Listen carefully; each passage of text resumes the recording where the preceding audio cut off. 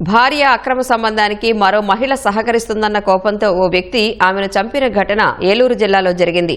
కలిదిండి మండలం గొల్లగూడెలో వరలక్ష్మీదేవి అనే వివాహితను అదే గ్రామానికి చెందిన వీరాంజనేయులు కత్తితో దాడి చేసి అతి కిరాతకంగా చంపాడు. వీరాంజనేయులు భార్య మరో వ్యక్తితో అక్రమ సంబంధం కొనసాగిస్తున్న నేపథ్యంలో వారికి వరలక్ష్మి సహకరిస్తుందనే నెపంతో ఈ దారుణానికి ఒడిగట్టాడు. కూలి పనికి వెళ్లి భోజనం కోసం మధ్యాహ్నం వచ్చిన మహిళ మెడపై నరకగా ఆమె అక్కడికక్కడే చనిపోయింది. ఘటనా స్థలాన్ని డీఎస్పీ సందర్శించి వివరాలు సేకరించారు.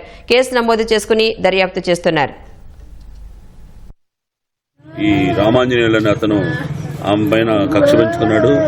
దానికి కారణం ఏంటంటే వాళ్ళ భార్య ఎవరితో అక్రమ సంబంధం ఏర్పరచుకుందని అనుమానిస్తూ దానికి ఇవి సహకరిస్తుందని పూర్తి అనుమానంతో ఇతను ఒక పథకం ప్రకారం ప్లాన్ చేసుకుని ముందే సిద్ధం చేసుకుని ఇతను వెళ్ళి ఏమని నరకటం పరిగెట్టుకుని వెళ్ళటం జరిగింది. ఇది ముద్దాయి పారిపోయి ఉన్నాడు.